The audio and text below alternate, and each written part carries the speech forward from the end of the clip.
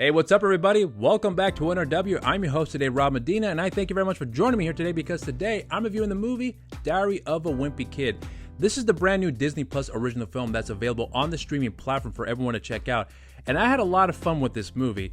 Now, for those that don't know, this is actually based on the book of the same name written by the author Kinney, who also wrote the screenplay to this film.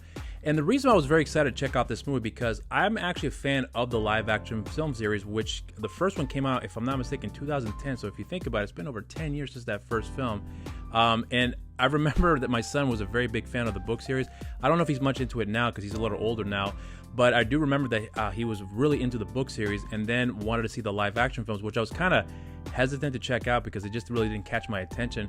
But I was genuinely surprised to realize how fun those films are, and I actually really became a fan of the series just because they had so much heart in the film, and I just had a blast with the characters.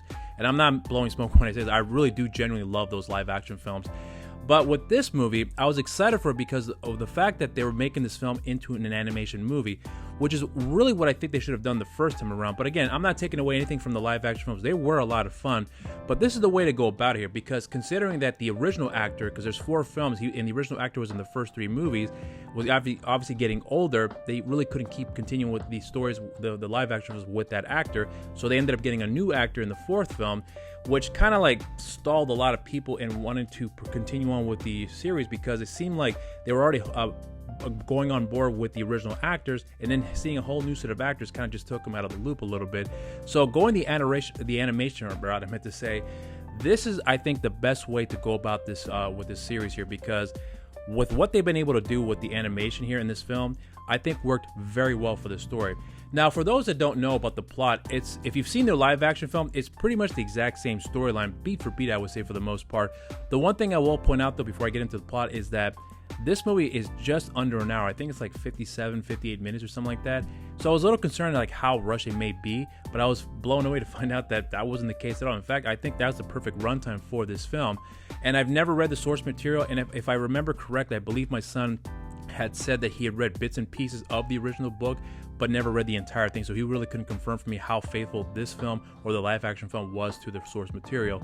But for those that don't know about the plot, it basically follows the story of Greg, who is the wimpy kid in the film, who is going into middle school for the very first time, and he's hearing all these horror stories of what kids go through in middle school, and he is trying to find a way to make himself more popular, make himself more appealing for everybody to like him and to respect him, so much so to the point where he is putting his best friend, I should say, Riley, in a lot of potential danger, where at one point he even Riley hurts himself along the way doing this one particular stunt.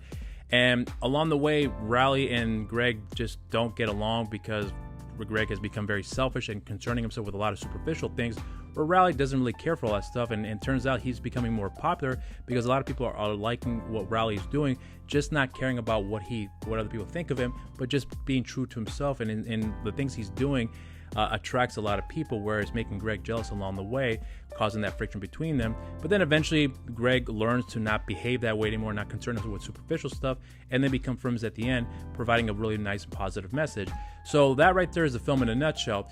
As far as what I liked about the movie, I will say that I did enjoy the animation. The animation was really what appealed to me the most at first because I was familiar with the story, as I mentioned before, from the live action movie. So I knew what I was getting into, but I just wanted to see how they're going to take this story as far as what they probably couldn't pull off well in the live action stuff, as far as like some of the more action beats where they were able to pull off well in this movie.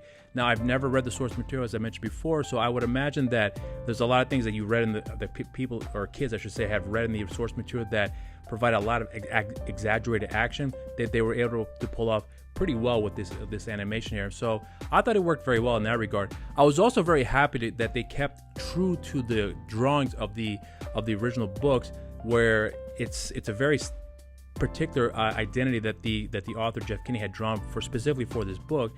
And it worked very well when it came to the animation. And I was actually just concerned that, considering that the 2D drawing in the book wouldn't translate that well as far as the facial expressions are concerned with the animation film. But to my genuine surprise, it worked very effectively.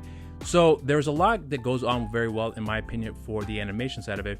But as far as the overall story is concerned, I still connected with it, I meant to say, with the story, especially with the character of Greg. And the one thing I will point about this film is that The only thing that I can remember that I genuinely just was a little lackluster about, or that I felt lackluster about, was the emotional aspect of the story, where I think the first film did convey that very, very well, because the actors in those films were so good in that movie. Where in this movie, it didn't really have that impact as much that the live action film had for me. So I was actually kind of surprised about that, because I've seen there's tons of animated films out there that do that so well, in some cases better than live action movies. But in this particular case, at least for me, it didn't really have that impact for me. So that's really my only real negative with the film. But overall, I had a lot of fun with this movie. I really don't have many gripes with the film at all. I think the characters were fantastic. I connected with them.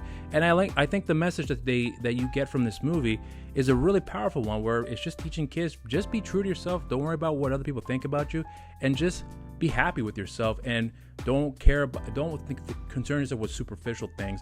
But overall, I would say, something just went in my eye here. But overall, I would say that this movie is a lot of fun. So for me, I give this film a solid cheers. And those are my thoughts on the film. If you've seen the film, I would love to hear your thoughts in the comment section down below. And also, while you're down there, don't forget to subscribe if you haven't done so already. And also make sure you share and like our videos, and also hit that notification bell while you're down there.